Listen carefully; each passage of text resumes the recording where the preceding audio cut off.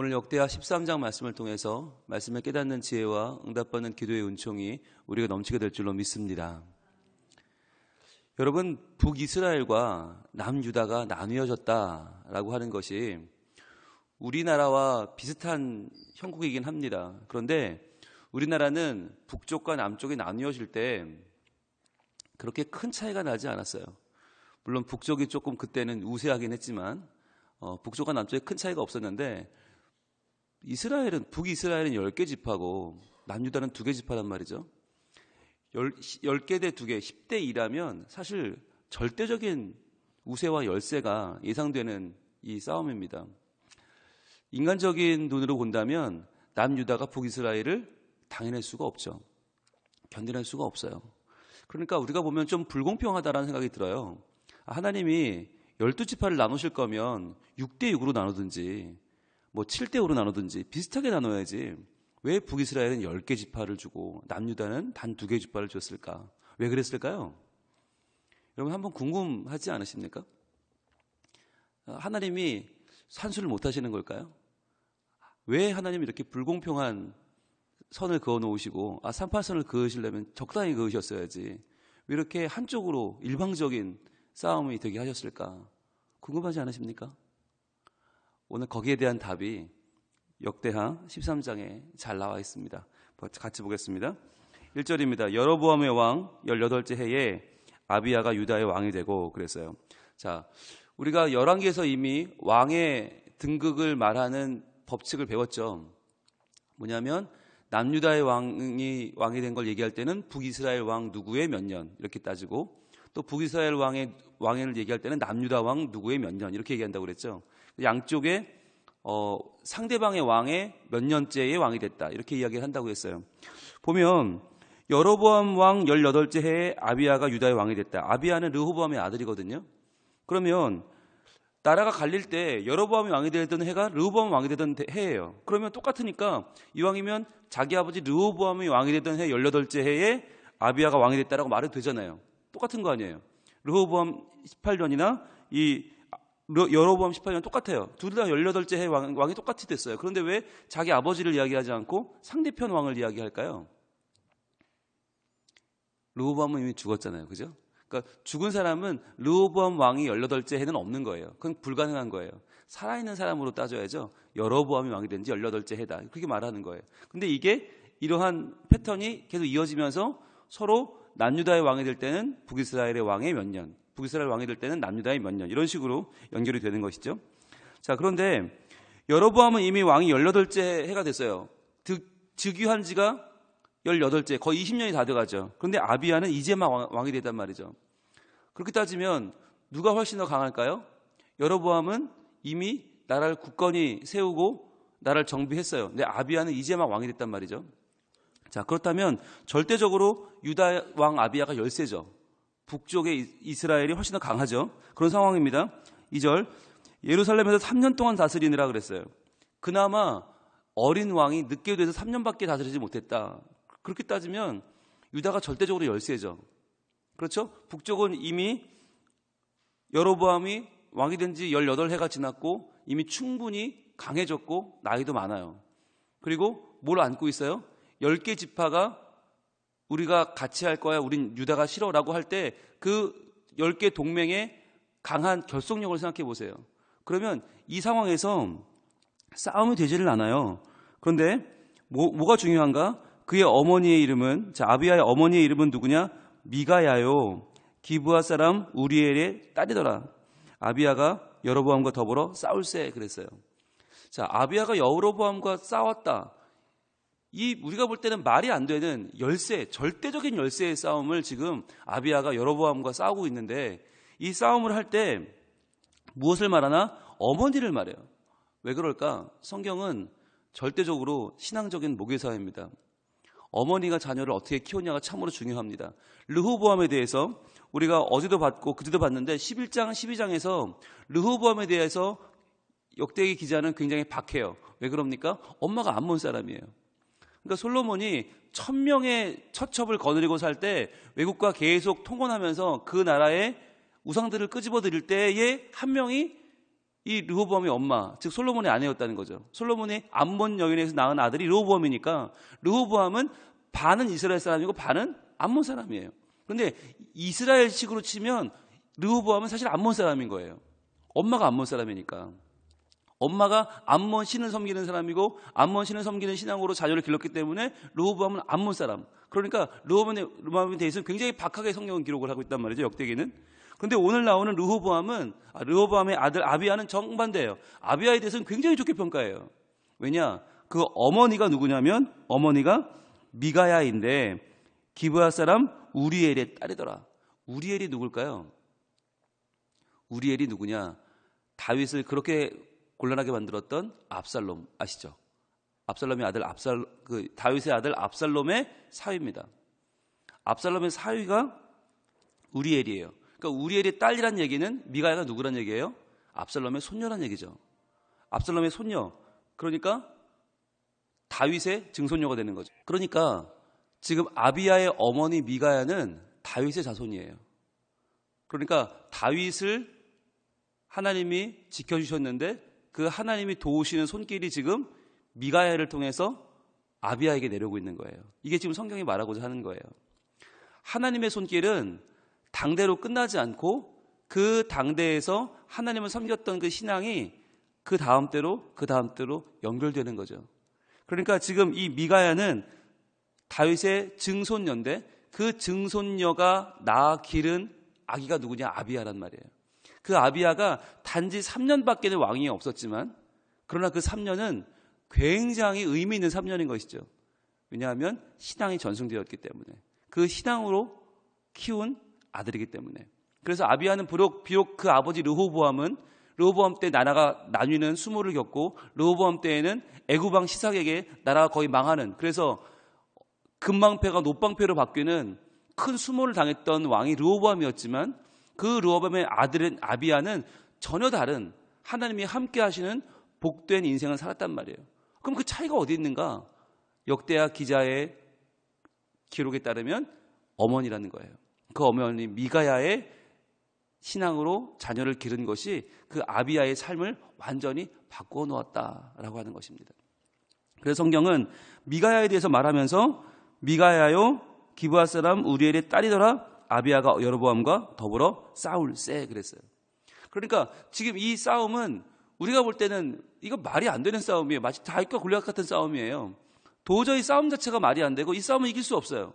그런데 그 싸움의 한가운데 뭐가 있었나? 바로 신앙으로 길러낸 아들이 있었다. 신앙으로 길러낸 어머니가 있었다는 것이죠. 그러면 구체적인 싸움 내용을 봅니다. 3절 아비야는 싸움에 용감한 군사 40만 명을 택하여 싸움을 준비하였고, 자 일단 르호보암 왕 때 우리가 몇 명의 전사를 그때 뽑았었죠? 르호보암이 여로보암과 싸우려고 몇 명을 뽑았었죠? 그때 몇 명인지 기억나세요? 11장에서 여로보암과 싸우려고 인원을 모았을 때 그때 18만 명이었어요. 18만 명. 1절 볼까요? 11장 1절. 르호보암이 예루살렘에 이르러 유다와 베냐민 족속을 모으니 택한 용사가 18만 명이라 그랬어요. 르호보암 왕 때 모은 군사는 18만 명. 그런데 그 아들인 아비야가 모은 군사는 몇 명이에요? 40만 명. 그것도 용감한 군사 40만 명. 여러분 이게 어떻게 이렇게 다를까요? 르호보암 왕이 더 오래 왕위에 있었고 18해 있었으니까. 그리고 르호보암 왕은 솔로몬의 아들이고 그럼 훨씬 더 우리가 볼 때 르호보암이 강해야 돼요. 그런데 르호보암 왕은 18만 명인데 그 아들 3년밖에 왕위에 있지 않았던 아비야는 40만 명. 이미 2배가 넘죠. 이게 뭘 말해주는 거냐면 이게 성경에서는 그 사람의 위치나 그 사람의 위세보다 더 중요한 게 뭐냐면 그 사람이 얼마나 하나님을 사랑했는가, 그 사람이 하나님 편에서 양육되었는가가 더 중요하다는 거예요. 그래서 이미 18만 명이 40만 명이 되죠. 완전히 바뀌죠. 그런데 이 40만 명도 많지가 않은 게 보면 여로보암 몇 명이에요? 큰 용사 80만 명을 택하여 그와 싸우려고 대전하려고 나옵니다. 자, 여러분 보세요. 40만 명 대 80만 명. 이 당시에는 고급 기술이 없어요. 고급 무기가 없어요. 인력이 다예요. 사람 대 사람이 붙어서 싸우는 게 다란 말이에요. 그런데 40만 명 대 80만 명이면 이게 싸움이 되나요? 이건 말이 안 되는 싸움이에요. 이건 싸우면 안 돼요. 이거 빨리 상대방이 항복을 해야 되는 상황인 거예요. 그런데 아비야는 항복을 해야 되는 상황에 싸움을 걸어갑니다.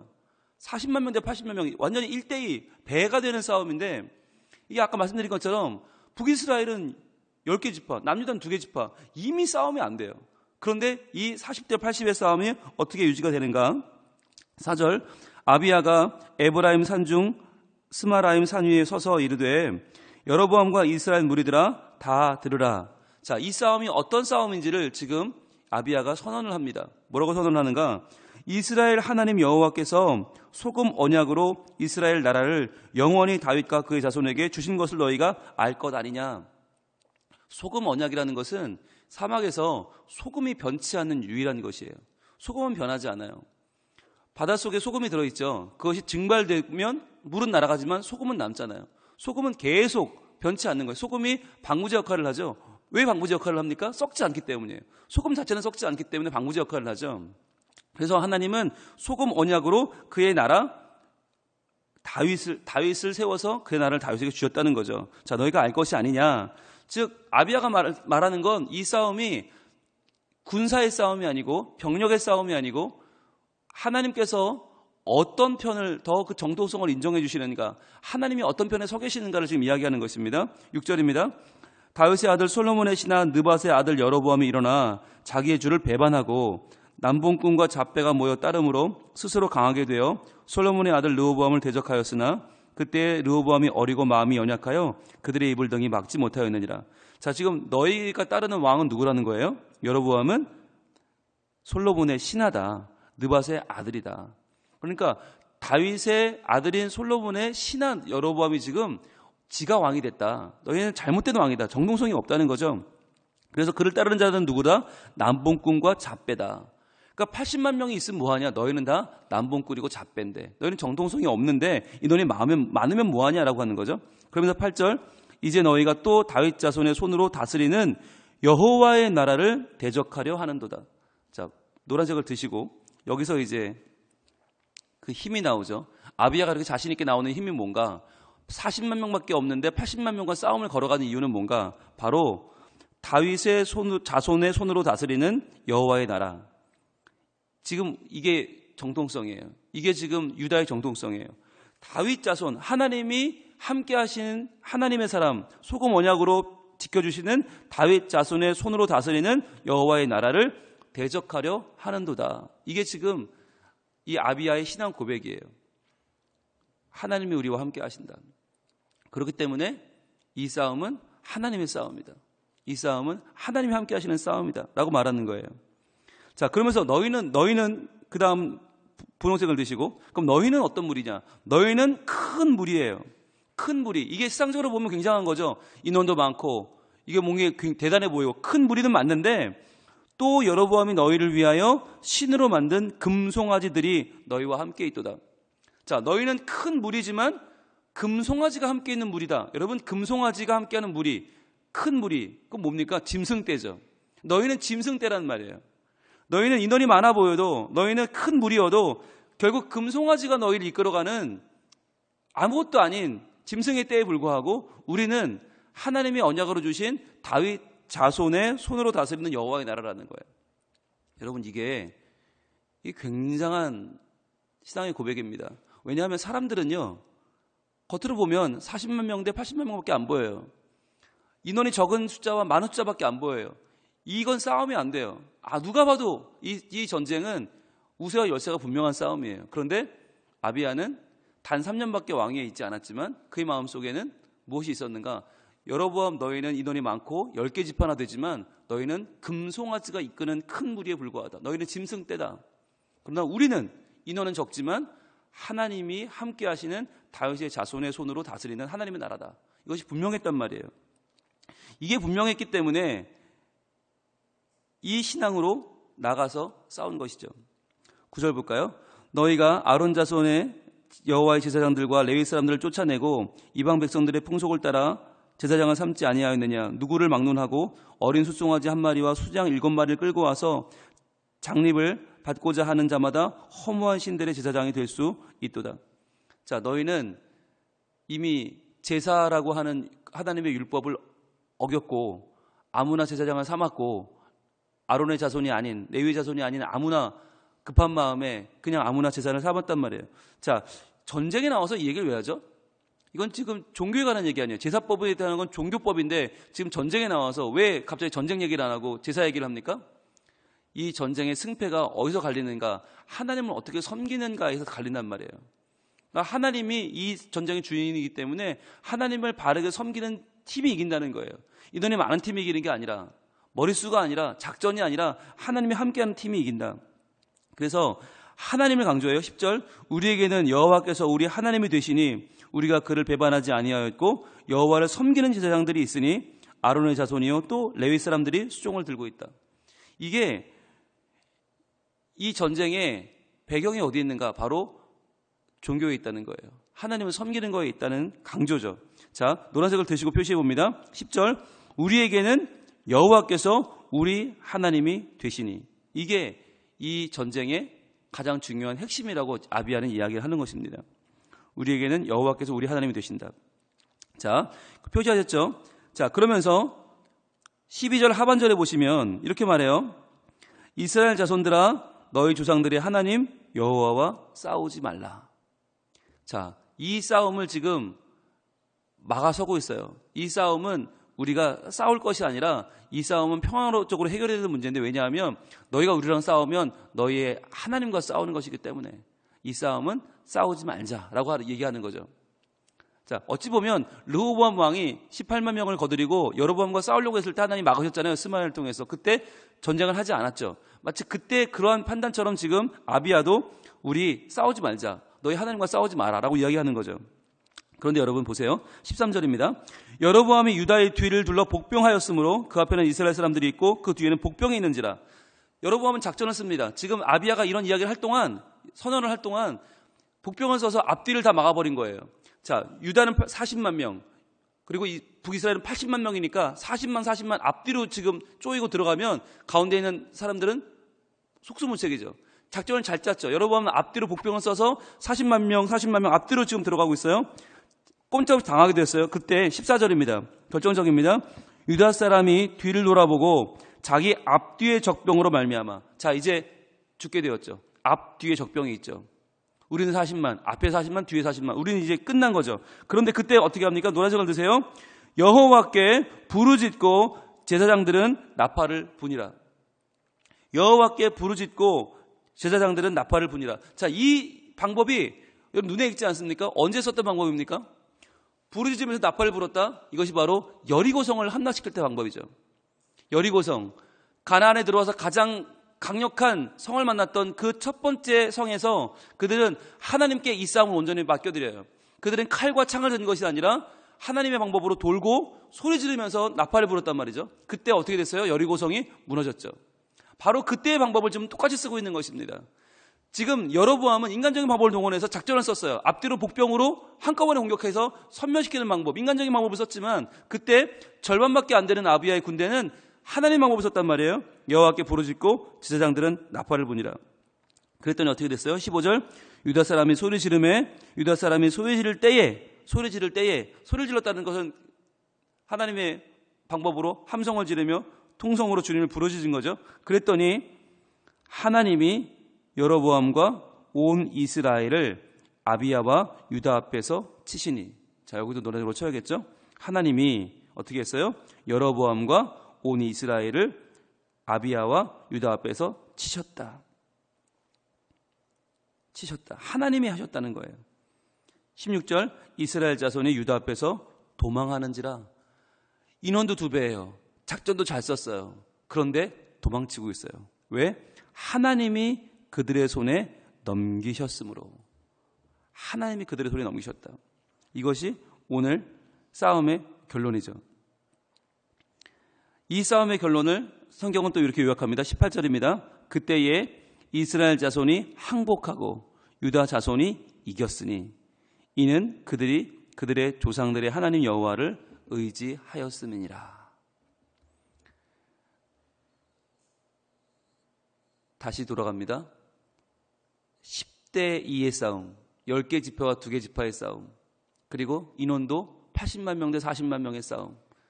어떻게 봐도 이 싸움은 불공평하고 이 싸움은 말이 안 되는 싸움이에요. 그러나 오히려 유다가 이겨요. 어떻게 해요? 하나님이 그들과 함께 하셨기 때문에. 우리는 성경을 읽으면서도 우리 현실과는 다르다고 생각합니다.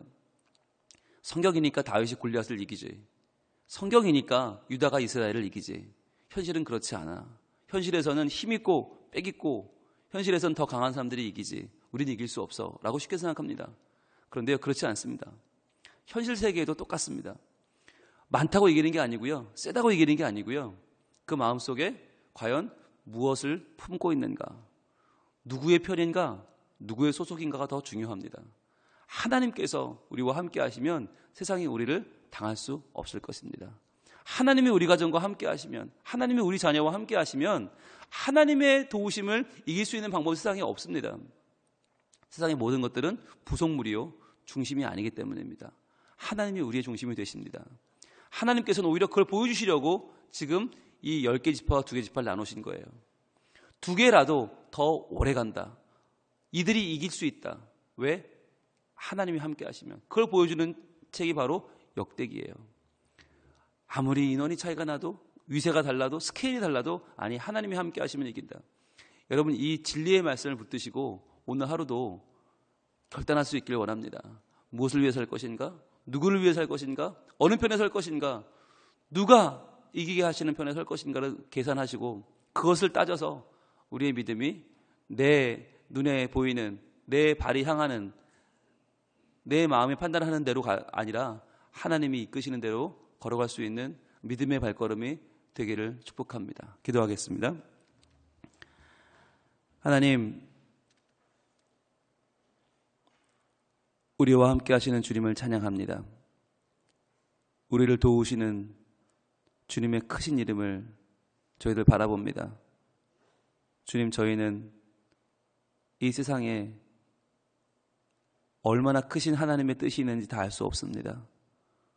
우리가 두려워하는 이 세상의 크기와 세기만 바라보고 마음이 점점 위축되는 우리 연약함을 우리 하나님이 보시고 말씀하시고 붙잡아 주십니다.